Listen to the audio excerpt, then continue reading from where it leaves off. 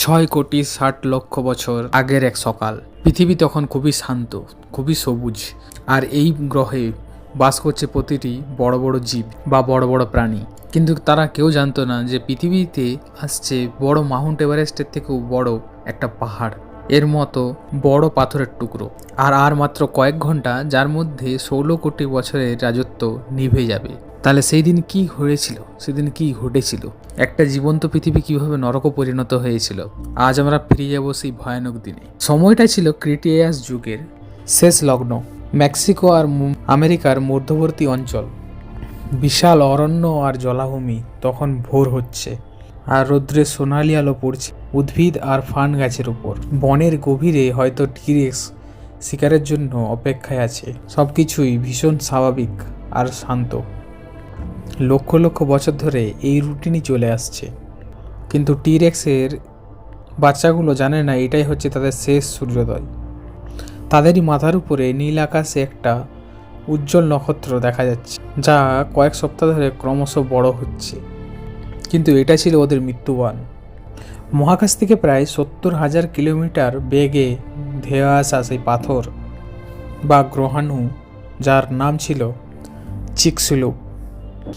এর ব্যাস ছিল প্রায় 10 থেকে 15 কিলোমিটার। অর্থাৎ যদি একটা যাত্রীবাহী প্লেন নিয়ে এক প্রান্ত থেকে অন্য প্রান্তে যেতে চান, তাহলে আপনার কয়েক মিনিট সময় লেগে যাবে। এই বিশাল পাথরটি যখন পৃথিবীর বায়ুমণ্ডলে প্রবেশ করলো, তখন সময়টা ছিল সকাল। আর বায়ুমণ্ডলে ঘর্ষণ লেগে আর এটা জ্বলে উঠল হাজার হাজার সূর্যের তেজে। মাটি থেকে ওইটাকে আর পাথর মনে হচ্ছিল না, মনে হচ্ছিল যেন আস্ত আগুন নেমে আসতে। আর এটা আকাশ থেকে আসার সময় মাটি স্পর্শ করতে সময় লেগেছিল কয়েক সেকেন্ড মাত্র। প্রাণীরা ভয়ে দিকবিদিক ছুটতে শুরু করলো, কিন্তু তাতে তাদের কোনো লাভ হয়নি, কারণ তাদের কোনো শত্রু কেউ না। তাদের শত্রু ছিল মহাকাশ। মেক্সিকোর সমুদ্রে যখন গ্রহাণুটি আছড়ে পড়ল, আর সেই এরিয়াটাকে বলা হয় ইম্প্যাক্ট ইভেন্ট। আর এর সংঘর্ষের তীব্রতা এতটাই ভয়ানক ছিল যে মানুষ কল্পনারও বাইরে। বিজ্ঞানীরা হিসাব করে দেখেছেন এই শক্তি থেকে নির্গত যা হিরোশিমা নাগাসাকির থেকেও অনেক বেশি, বা 10,000 বিলিয়ন গুণ বা কয়েক কোটি গুণ।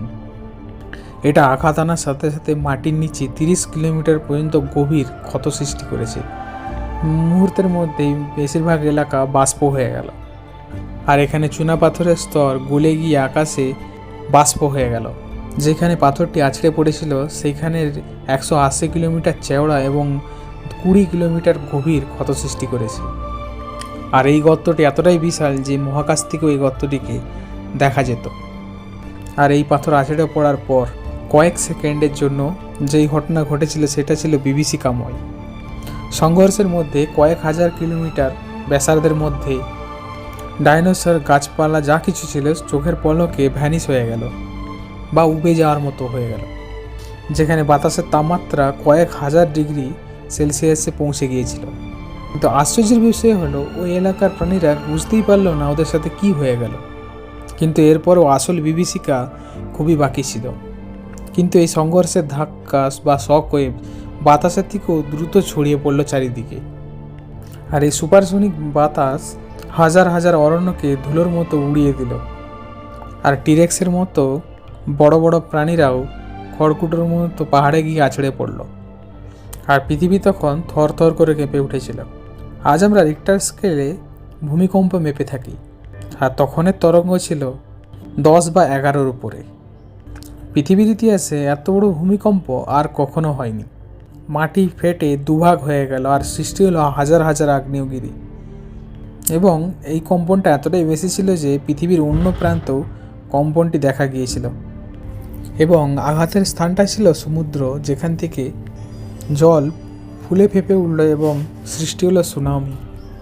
আর সৃষ্টি হলো এমন এক ঢেউ যেটা ছিল উচ্চতা 100 মিটারেরও বেশি। ভেবে দেখুন, এটা ছিল আইফেল টাওয়ারের থেকে উঁচু ঢেউ, যেটা উপকূলবর্তী এলাকার দিকে ধেয়ে আসছিল। উত্তর আমেরিকার বেশ কিছু অংশ জলের নিচে এই ঢেউয়ের কারণে তলিয়ে গেল। আর বিজ্ঞানীরা এটাও অনুমান করে এমন এক যেটা মাছ আর ডাইনোসররা একসাথে মাটির নিচে চাপা পড়ে থাকে জট পাখি। আর এতটাই ভয়াবহ ছিল যে ডাঙার প্রাণী জলে আর জলের প্রাণী ডাঙাতে উঠে এসেছে। কিন্তু আঘাতের স্থান থেকে যারা দূরে ছিল তাদের কি ভাগ্য ভালো ছিল তাহলে দেখেনি? মোটেও না, তাদের মৃত্যু ছিল আরও যন্ত্রণাদায়ক। পাথরটি যখন মাটিতে আছড়ে পড়েছিল তখন কোটি কোটি ধুলো, কোটি কোটি ছোট ছোট পাথর হাওয়ার সাথে মিশে গিয়েছিল। আর পৃথিবীর অভিকর্ষের টানে এই ধ্বংসাবশেষগুলো আবার পৃথিবীর দিকে ধেয়ে আসতে লাগলো। আর একে বলা হয় ইজেক্টা কার্টেন। আর বায়ুমণ্ডলে এটা ঘর্ষণের ফলে ছোট ছোট আগুনের মতো জ্বলতে শুরু করলো। মনে হচ্ছিল আকাশ থেকে লক্ষ লক্ষ উল্কা বৃষ্টি হচ্ছে। বিজ্ঞানীরা একে বলে গ্লাস রেন বা কাঁচের বৃষ্টি। আর এগুলো ঝরতে লাগলো পুরা সারা পৃথিবী জুড়ে।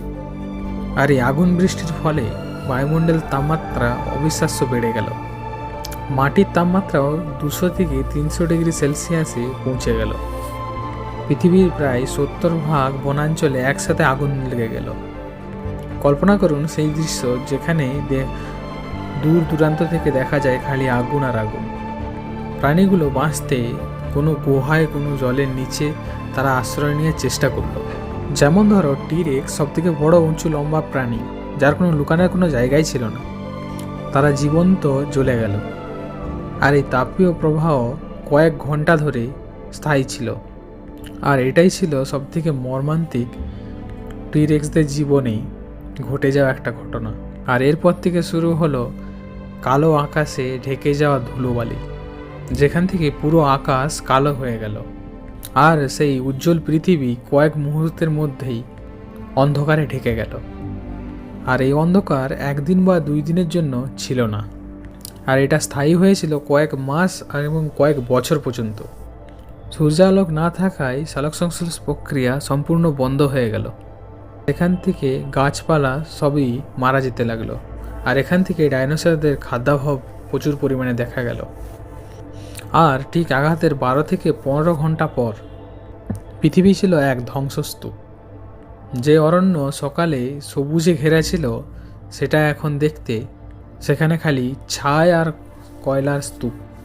সেখানে ছিল খালি পোড়া মাংস আর সালফারের তীব্র ঝাঁঝ। আকাশ থেকে এখনও ছাই পড়ছে, যেন মনে হচ্ছে কালো তুষারপাত হচ্ছে। এবং সমুদ্রের জলও বিষাক্ত হয়ে গেছে অ্যাসিড বৃষ্টির কারণে। এবং পৃথিবীতে যে নীরবতা নেমে এসেছিল সেটা ছিল মৃত্যুর নীরবতা। তবে এই কিছু সময়ের মধ্যে 16 কোটি বছরে রাজত্ব করা এই ডাইনোসরদের সমস্ত কিছু হারিয়ে ফেলতে হলো। কিন্তু এই ধ্বংসাবশেষের মধ্যেও কিছু প্রাণী টিকে থাকার জন্য লড়াই করে যাচ্ছিল। মাটির গভীরে থাকা ছোট ছোট প্রাণী, তারা ওই আগুনের হাত থেকে বেঁচে গিয়েছিল। তারা মৃত পোকামাকড় এবং গাছের শিকড় খেয়ে বেঁচে থাকতে রইল। কুমির, কচ্ছপ এবং কিছু প্রাণী মাটির জলের নিচে থাকায় তারা রক্ষা পেয়েছিল। কিন্তু ডাইনোসররা যারা ছিল পৃথিবীর রাজা, তাদের মধ্যে সবাই প্রায় ধ্বংস হয়ে গেল। এটা ছিল মেসোইক যুগের সমাপ্তি আর ভিনোজোইক যুগের শুরু। চিকসেলু গ্রহের আঘাত শিখায় আমাদের সে কতটা শক্তিশালী আর আমাদের জীবন কতটা ঠুনকো। শুধুমাত্র একটা মাত্র পাথর এত বড় ইতিহাসের পাতায় সমস্ত কিছু উল্টে দিতে পারে। যদি এই গ্রহটি 10 মিনিট বা 15 মিনিট পরে আসতো তাহলে হয়তো এটি গভীর সমুদ্রে পড়তো। আর আজ পৃথিবীর ইতিহাস ঠিক অন্যরকম হতো। আজ আমরা মানুষেরা যেখানে আমরা বাস করছি সেই ধ্বংসস্তূপের গড়ে ওঠা এক নতুন এক পৃথিবী। সেই ভয়াবহ দিনের প্রমাণ আজও মাটির নিচে লুকিয়ে আছে। আর এই 24 ঘন্টা ছিল পৃথিবীর সবথেকে দীর্ঘ এবং মর্মান্তিক দিন। সূর্য ডুবেছিল ঠিকই, কিন্তু সেই জানা পরিচিত পৃথিবী জেগে ওঠে না। জেগে উঠেছিল ধূসর প্রায় মৃতপ্রায় গ্রহ। কিন্তু সেই ডাইনোসররা চিরতরে হারিয়ে গেছে আর রেখে গেছে কিছু হাড় আর কিছু স্মৃতি। আজ আমরা জানলাম পৃথিবীর সেই ভয়ঙ্কর দিনটা সম্পর্কে। তা প্রকৃতির সামনে আমরা কতটা তুচ্ছ সেটা এই দিনটার কথা মনে করিয়ে দেয়। আপনাদের কাছে একটি প্রশ্ন, যদি বিজ্ঞানী ঘোষণা করে এমন একটি গ্রহাণুপুঞ্জ পৃথিবীর দিকে ধেয়ে আসছে, আপনার হাতে 24 ঘন্টা সময় আছে, আপনি কি করতে চাইবেন? কমেন্টে অবশ্যই লিখবেন এবং আমি প্রত্যেকটা কমেন্ট করে থাকি। ভিডিওটা ভালো লাগলে লাইক অ্যান্ড সাবস্ক্রাইব এবং পাশে থাকুন এরকম আরও ভিডিও পাওয়ার জন্য।